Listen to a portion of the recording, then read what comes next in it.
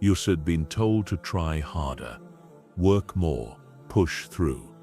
But what if effort is the very thing standing in your way? Imagine trying to open a door by pushing when it was always meant to be pulled. That's how most of us live, straining against life, believing force creates results, when the truth is far more subtle. There sips a shift, a quiet inner turn that changes everything. The mystics called it alignment, not with your goals, but with reality itself. Ibn Arabi once said that what you call cause and effect is only the shadow of your inner state. Change the state and the shadow obeys. You don't need more effort.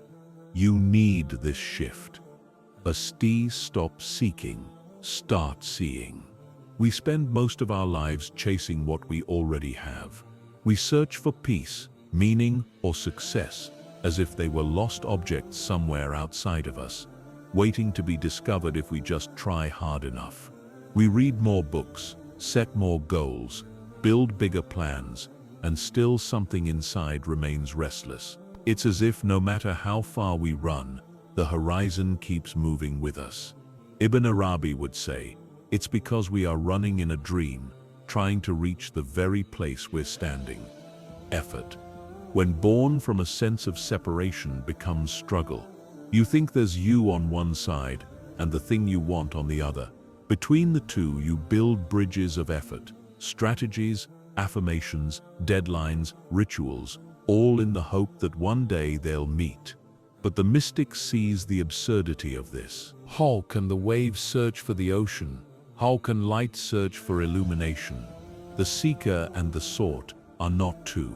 They are one movement of awareness appearing as two. When you truly grasp this, a quiet shift begins. The restless energy of seeking starts to dissolve. The noise of how and when begins to fade. In its place, there's a kind of clarity, a stillness that doesn't need to move because it already is what it was chasing. That's the moment when seeing begins. Seeing is not about looking harder. It's about looking without distortion. When the mind stops demanding a particular outcome, perception becomes pure. You begin to notice how life was already responding to you all along. How signs, patterns, and moments of alignment were constantly unfolding, but you were too focused on what's next to notice. The mystic does not chase light. He opens his eyes to it.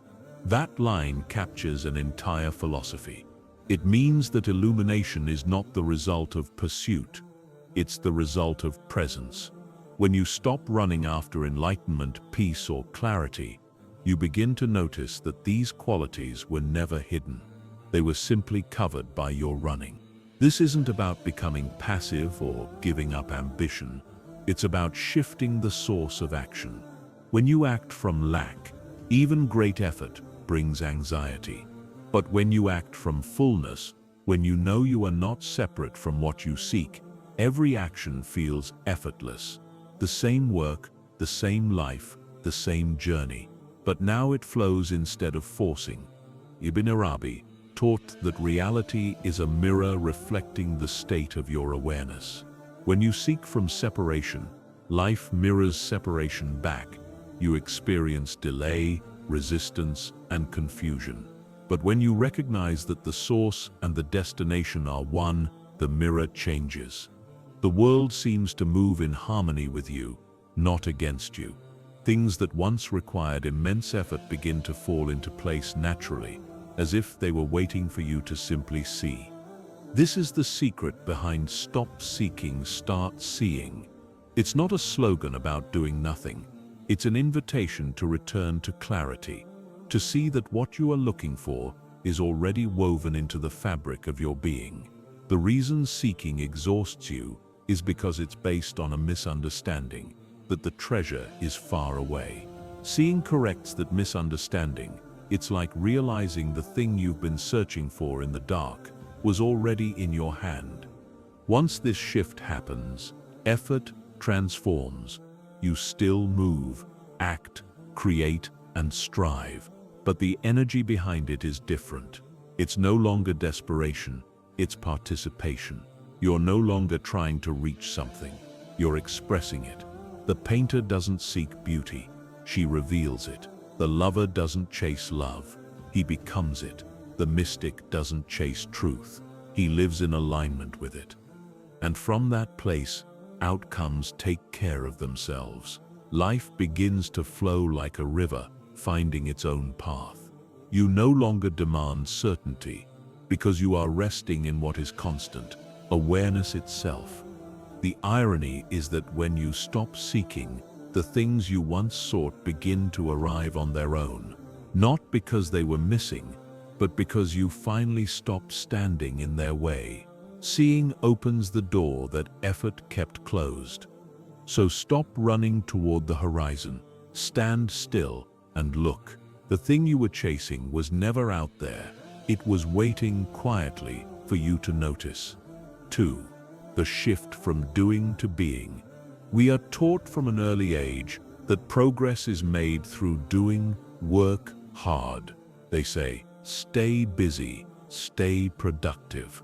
And so we build our lives on motion, constant, measurable, visible motion.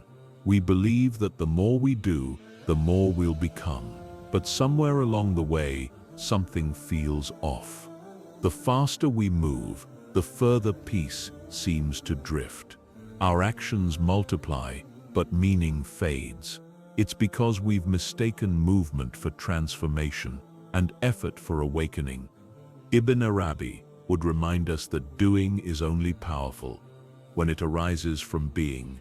Without that foundation, every act becomes hollow, a shell of purpose without a living core.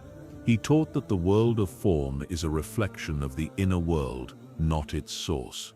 When you try to change the reflection without changing the light within, you exhaust yourself, you polish the mirror, but the image remains the same.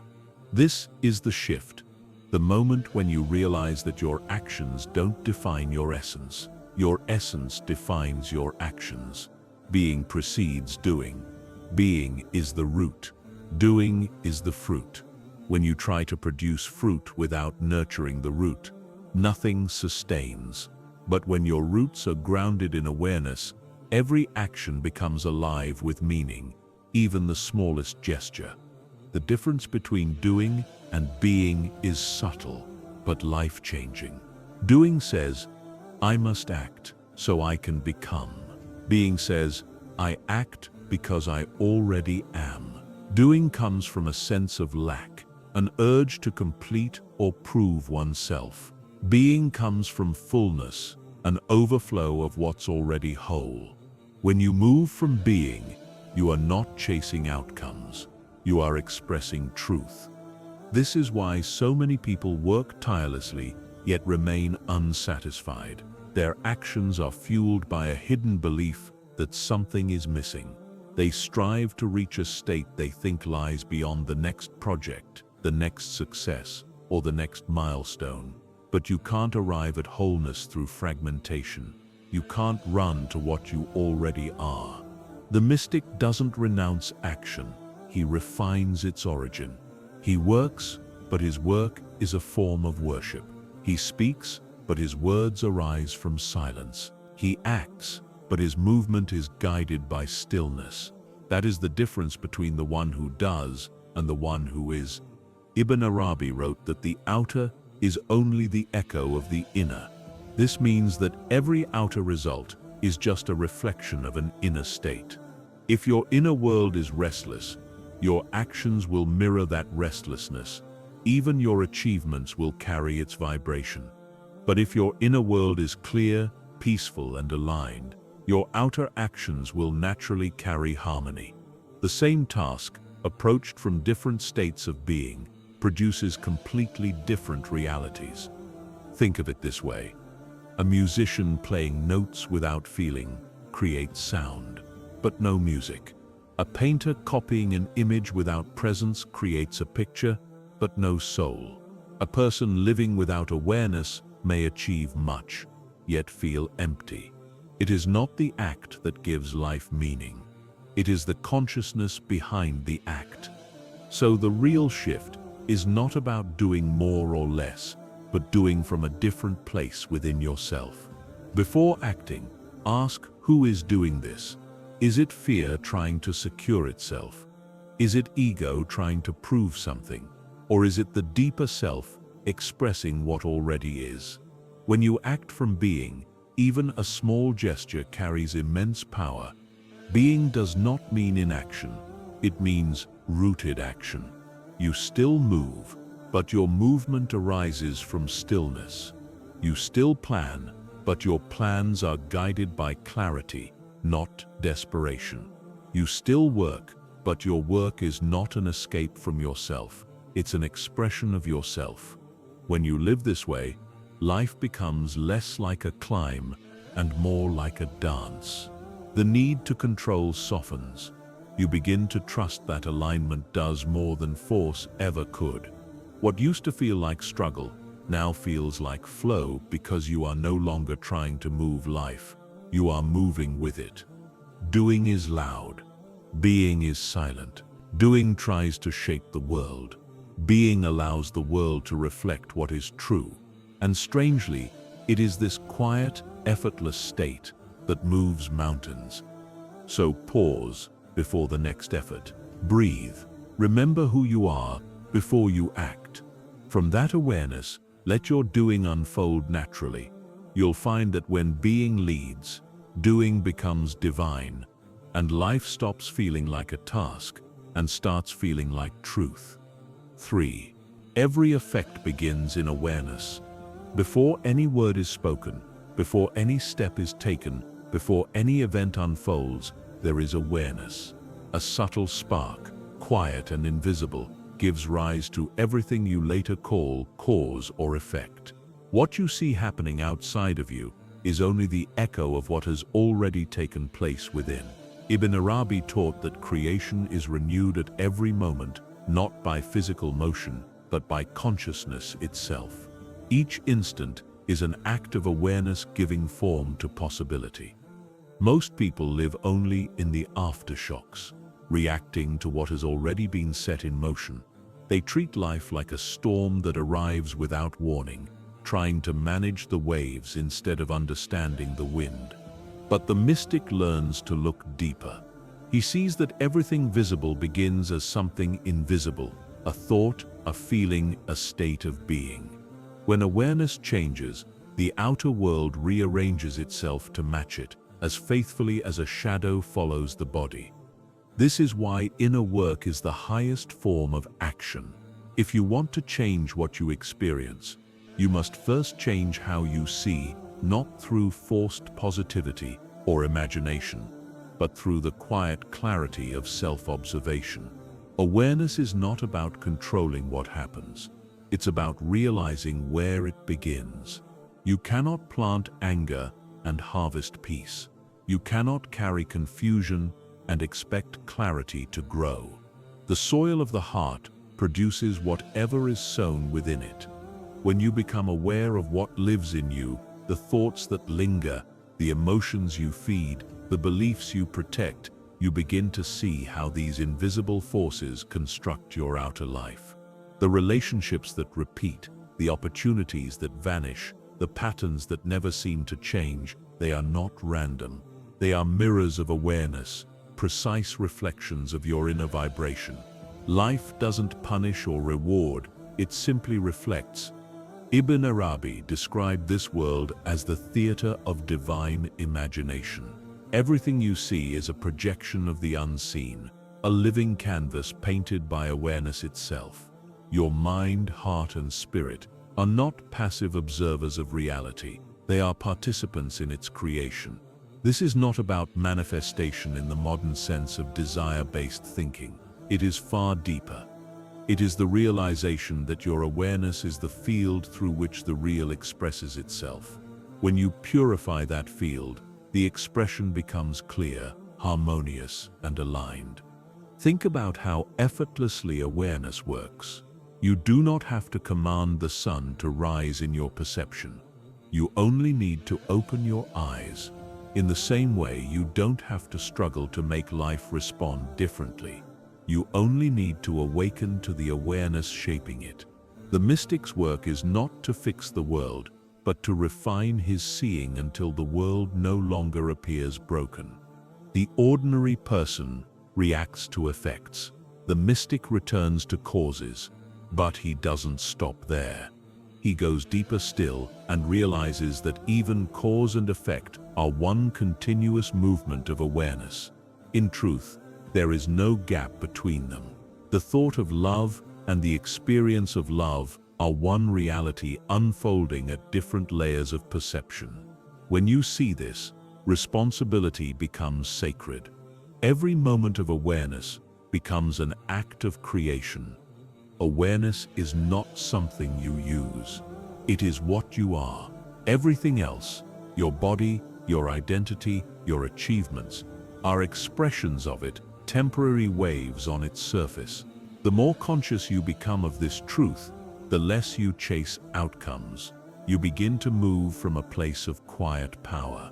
Decisions come with ease. Events seem to unfold in rhythm with your state.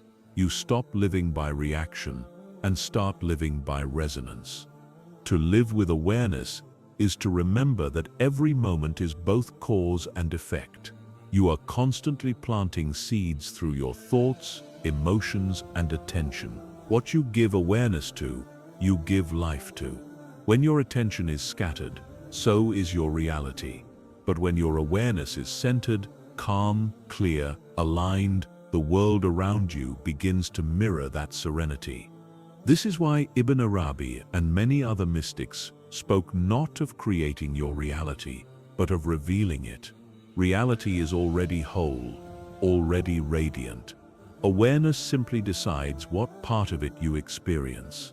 When you shift your awareness, the world shifts in response, not because it changed, but because your lens did. Every effect begins in awareness. Every conflict, every blessing, every opportunity. To understand this is to step out of victimhood and into authorship, not as a controller of destiny, but as a conscious participant in it. You stop asking, "Why did this happen to me?"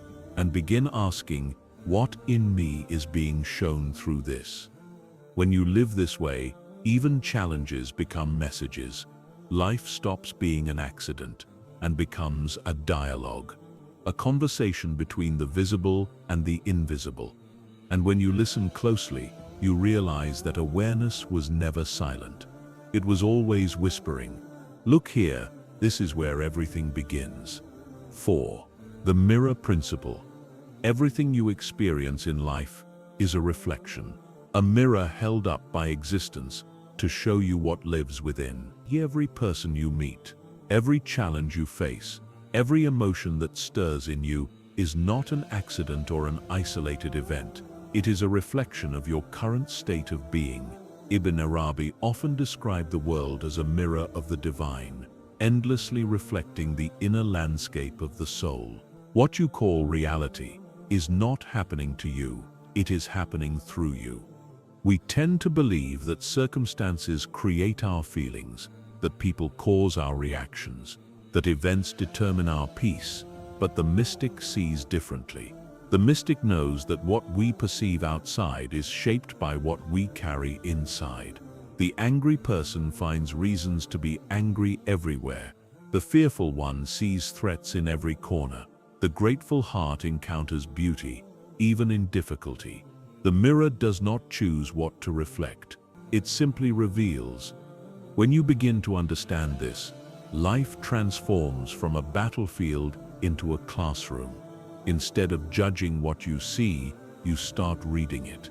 You realize that every encounter is feedback, every situation a reflection, every obstacle an invitation to look deeper. That is the essence of the mirror principle. Reality reflects consciousness, not as punishment or reward, but as guidance. If you find yourself surrounded by chaos, ask, "What in me is unsettled?" If people around you seem distant or critical, ask, "Where have I withheld warmth from myself or others?" If opportunities keep slipping away, ask what belief inside me is pushing them away. The answers are never far. The mirror always shows you exactly what you need to see next. Ibn Arabi taught that the world has no independent existence apart from awareness. It is like light striking a mirror. The forms appear real, but their reality is borrowed. The light is the essence. The reflections are its expressions. To mistake the reflection for the source is to live in illusion. To recognize the light within the reflection is to awaken. This understanding doesn't mean you blame yourself for what you see. It means you reclaim your power.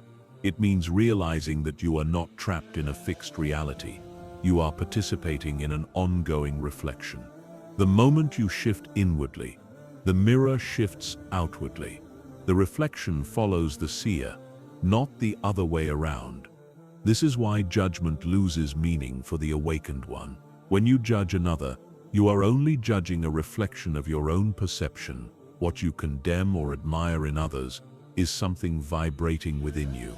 To see someone's beauty is to recognize your capacity to perceive beauty. To see someone's darkness is to confront the parts of yourself you've hidden from. Every reaction you have toward the world is a mirror held up by your own consciousness. The mystic learns to polish the mirror of the heart, not by trying to manipulate the reflections, but by cleansing the dust of illusion that distorts them. Anger, pride, resentment, and fear cloud the mirror.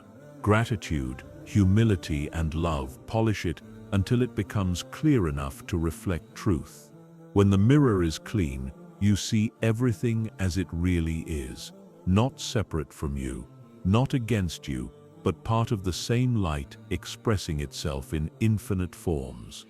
Think about how a calm lake reflects the sky perfectly. The lake doesn't struggle to mirror the clouds or the moon. It simply becomes still. The same is true for the human heart. When stillness enters your awareness, reality begins to reflect harmony back to you. You don't have to fix the reflection. You only need to still the waters. This is why Ibn Arabi said, in essence, that the world is a mirror in which the divine sees itself. Every moment of your life is a chance to participate in that seeing. When you encounter pain, it is life revealing a hidden distortion. When you encounter love, it is life revealing clarity. Both are gifts from the same source. The mirror principle invites humility and courage.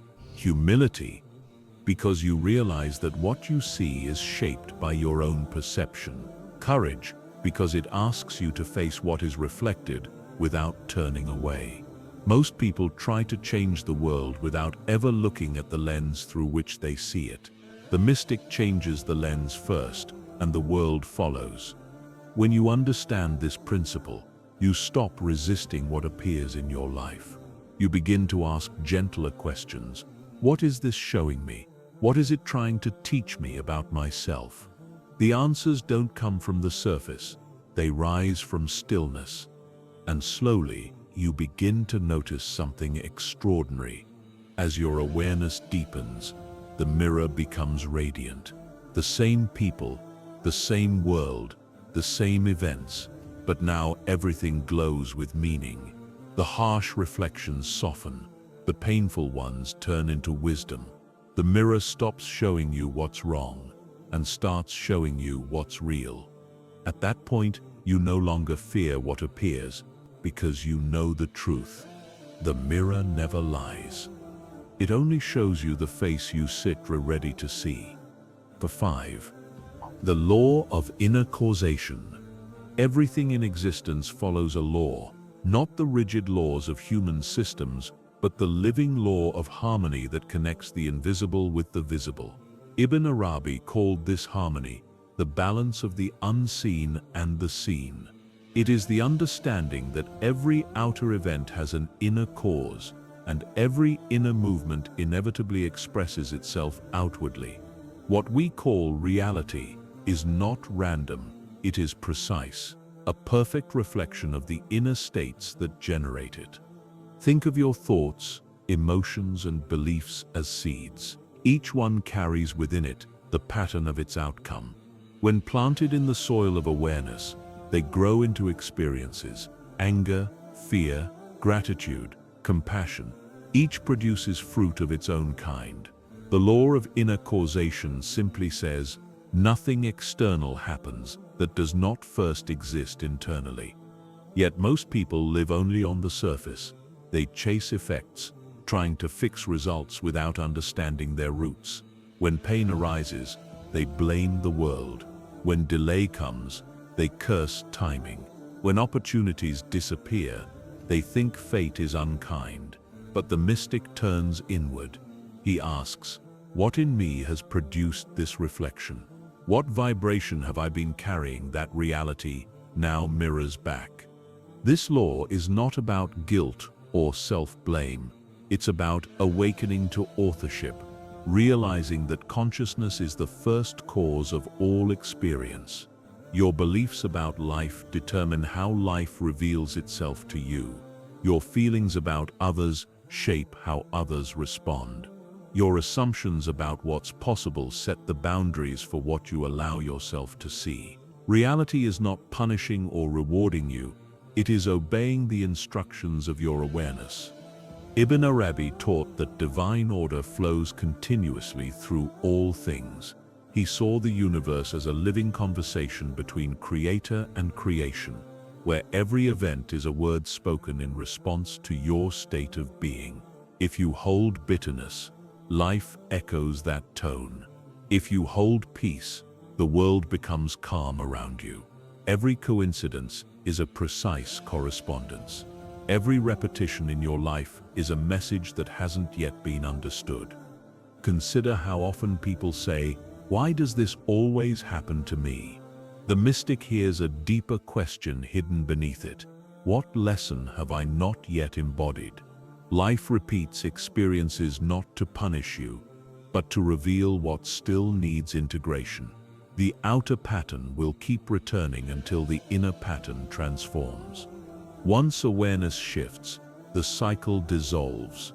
The law of inner causation is not abstract. It operates in the smallest moments of daily life. When you wake up anxious, the world seems harsh. When you start the day with gratitude, the same world seems kind. The outer events haven't changed. Your inner vibration has. Awareness doesn't just color perception. It creates the quality of experience itself. This is why true change always begins silently, inside. You cannot rearrange the outer world to fix an inner imbalance. You can achieve success and still feel empty, gain love and still feel lonely, collect knowledge and still feel lost. But when you shift inwardly, when your awareness returns to harmony, the outer world naturally reflects that peace. Things fall into place, not because you forced them to, but because your state stopped resisting the order that was already there. The mystic doesn't chase control. He cultivates alignment. He knows that the outer world cannot help but obey the structure of consciousness. To fight circumstances is to fight your own reflection. To transform them, you must rise to the level where they were created. As Ibn Arabi said, the world is an image seen in the mirror of the self. When the self becomes clear, the image becomes beautiful. This law also teaches responsibility of the highest kind, the understanding that nothing in your experience is meaningless. Every joy, every conflict, every delay, and every encounter is part of a dialogue between your soul and the greater reality. When something painful happens, it's not random cruelty. It's a signal pointing towards something unconscious in you that seeks healing. When something beautiful unfolds effortlessly, it's a reflection of your alignment. The moment you start seeing the world this way, your relationship with life changes completely. Instead of asking, "Why is this happening to me?" you begin to ask, "What is this showing me?" That one shift of awareness turns every difficulty into a teacher. You stop waiting for outer conditions to change before you feel peace. you realize peace changes the outer conditions. The law of inner causation is both humbling and empowering. It humbles you because it shows that nothing can be blamed. It empowers you because it reveals that everything can be transformed. You are not a victim of causes. You are a participant in their creation. Every moment of awareness is a seed. Every thought is an act of creation. Every feeling sends ripples through the field of reality. When you truly live with this understanding, effort becomes intelligent. Instead of forcing life, you work from within it, adjusting vibration rather than circumstance, tuning awareness rather than outcomes. The mystic's mastery lies not in controlling reality, but in harmonizing with its laws. And this law, the law of inner causation, is the key to that harmony.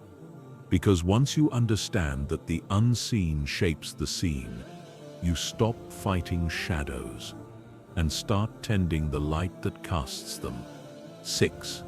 The habit of presence. Every human being lives by habits. We wake, eat, walk, speak, and think in repetitive patterns, often without awareness. Our days become loops of motion, familiar and predictable. Yet beneath this rhythm lies a profound truth.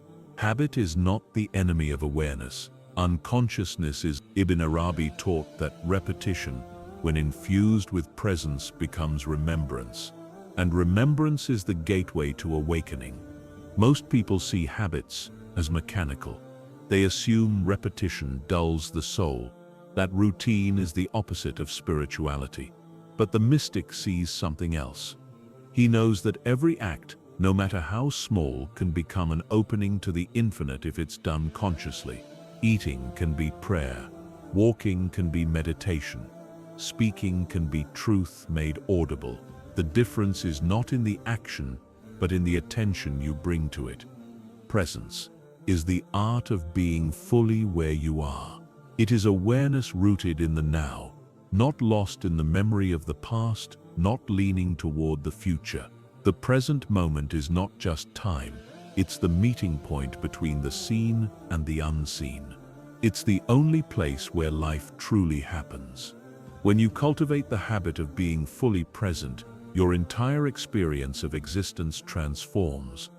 Imagine drinking a cup of water with complete awareness, feeling its texture, its coolness, its quiet offering of life. That single moment, if lived consciously, reveals more truth than hours of distraction. You begin to sense that the sacred isn't somewhere else. It's right here, hidden in plain sight, waiting for you to notice. Ibn Arabi wrote that God is found in the details of the moment, not in the distance of thought. Presence breaks the illusion of separation. When you are fully present, there is no you and what you're doing. There is only the act itself. The division between subject and object dissolves. You are no longer washing the dishes. There is only washing. You are no longer listening to music. There is only listening. The self melts into experience, and awareness becomes one with what it observes. That is the essence of unity. The mystic's secret is not to escape the ordinary, but to sanctify it. Presence turns repetition into revelation. Most people perform the same actions every day, waking, working, speaking, resting, but they do them asleep. The mystic does the same things awake, and everything becomes luminous. The task is no longer just a task. It becomes a mirror, reflecting the infinite. Think of presence as the thread that weaves consciousness through your daily life. Without it, your days feel like fragments, scattered moments of half-awareness, quickly forgotten. With it, life becomes a single, continuous act of attention. Presence stitches meaning into time. It's not what you do that makes you evolve, it's how awake you are while doing it.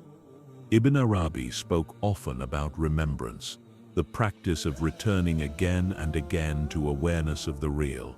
He taught that remembrance is not confined to prayer or meditation, it's the heartbeat of existence. Every inhale is a reminder of life entering, Every exhale is surrender to the flow of being. When done with awareness, even breathing becomes a dialogue with the divine. Presence requires gentleness. You cannot force yourself to be present. You can only invite awareness to return. When your mind drifts, as it will, you simply notice it and come back. Each return strengthens your capacity to remain conscious. Over time, this becomes the deepest habit of all, the habit of returning to now. The paradox of presence is that it changes everything, while nothing outward seems to change. The same world, the same people, the same routine, but now they shine differently. You begin to sense the quiet intelligence beneath events, the subtle guidance behind chance, the love hidden inside challenge. You no longer need constant stimulation, because even silence becomes alive. Presence also dissolves the anxiety of the future and the weight of the past. When your attention is fully in the moment, the mind loses its grip. Fear cannot survive in the present. It depends on imagination. Regret cannot exist. It depends on memory. The present is timeless. It contains no division, no before or after. It is the doorway into eternity. The mystic's life, then, is not dramatic. It is devoted. He repeats simple acts with sacred awareness. He turns the ordinary into ceremony. He knows that enlightenment is not a destination reached by great effort, but a sensitivity cultivated through small moments lived deeply. So begin where you are. You don't need to retreat into silence or escape daily life. Just start by noticing your breath, your step, your tone of voice, the taste of the air. Every time you remember to be present, the world responds with grace. Every moment you bring awareness into, you redeem from forgetfulness. This is the habit of presence, to live as if each breath were both your first and your last, and to meet each moment as the only one that truly exists. Because in truth, it is 7. The final shift from control to communion. All our striving, all our planning, all our restless effort, beneath it lies a single desire to feel safe in a world we cannot control. We plan our days, guard our hearts, build systems and identities, hoping that mastery over circumstances will bring peace. But control is a fragile illusion. The harder we hold on, the more life slips through our fingers. Ibn Arabi taught that the real task is not to dominate reality, but to dance with it. What we call control is rooted in fear. What the mystic calls communion is born of trust. Control is the posture of separation. It assumes that life is out there, something to be managed, resisted, or conquered. It is the belief that if you can just make the right moves, you can force harmony to appear. But harmony is not forced, it is revealed. Communion, on the other hand, begins when you stop trying to command the current and start learning its rhythm. The ocean does not obey the swimmer, yet the swimmer who surrenders to its flow is carried farther than strength alone could ever take him. When you live through control, life becomes small. You measure everything by success or failure, by gain or loss. You cling to your expectations as if the world should match them. And when it doesn't, which it rarely does, you suffer. But when you live through communion, you begin to see that the very events that defy your plans are the ones that guide you to what your mind could never imagine. The path reveals itself as you walk, not as you dictate. The mystic's relationship with life is one of listening. He listens to the way circumstances shift, to the way energy moves, to the subtle guidance that whispers beneath appearances. He knows that every moment carries its own intelligence. When a door closes, it is not rejection, it is redirection. When a delay appears, it is not failure, it is timing adjusting itself to truth. The one who controls asks, "Why is this happening to me?" The one in communion asks, What is life saying through this? Ibn Arabi often wrote that the universe is a dialogue between the real and the self. Everything that happens is a word in that dialogue. Control tries to speak over life. Communion learns to listen. Control demands certainty. Communion trusts movement. Control is exhausting because it fights what already is. Communion is effortless because it cooperates with what wants to be. You can sense the difference in your body. Control feels tight. The mind clenches. The heart narrows. Breath becomes shallow. Communion feels open, a soft expansion, an ease that comes from knowing you are part of something vast, intelligent, and alive. You no longer feel alone in making things happen. You feel accompanied. You don't force outcomes. You participate in unfolding. This shift does not mean passivity. It is not the same as giving up. Communion is the most active form of surrender. It's conscious alignment with what is real. You still act, plan, and make choices, but you do so from awareness, not fear. You stop acting against life and start acting with it. The mystic's prayer is simple. Let me be moved by what moves all things. When you reach this place, even challenges become sacred. The storm that once felt like opposition now feels like purification. The detours that once felt like delays now feel like guidance. You realize that nothing in life is random, that every experience, pleasant or painful, is a gesture of the same hand leading you back to awareness. The need for control fades because you finally trust the intelligence behind creation.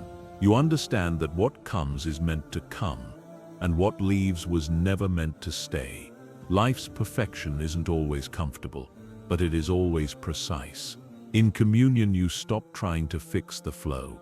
You learn to float within it, awake and receptive. The world doesn't change when you release control. Your relationship to it does. Suddenly, life feels alive again. Conversations become meaningful. Time slows down. Synchronicities multiply.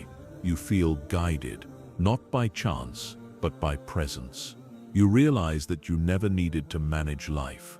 You only needed to participate in it consciously. And that is the final shift, the one that changes everything. The move from grasping to allowing, from resistance to relationship, from control to communion. When you stop wrestling with life, life starts revealing its rhythm. When you stop forcing outcomes, truth unfolds in its own time. You begin to see that the divine was never outside, waiting to be found. It was the current beneath every breath, the pulse behind every change, the silence inside every word. In the end, the mystic smiles not because he controls the world, but because he's learned to belong to it. He walks not as a master of life, but as a companion of it. And in that quiet companionship, effort disappears, peace arises, and everything, absolutely everything, begins to move in perfect harmony. And so, after all the seeking, striving, questioning, and effort, the mystic finally understands nothing was missing. Life was never withholding truth. It was only waiting for him to see clearly. You don't need to climb higher, work harder, or force reality to bend to your will. The transformation you seek does not come from struggle. It comes from stillness. It comes from remembering who you are before effort begins. When you stop chasing the light and simply open your eyes, you realize it was never gone. When you stop fighting circumstances, you see that every event was perfectly placed for your awakening.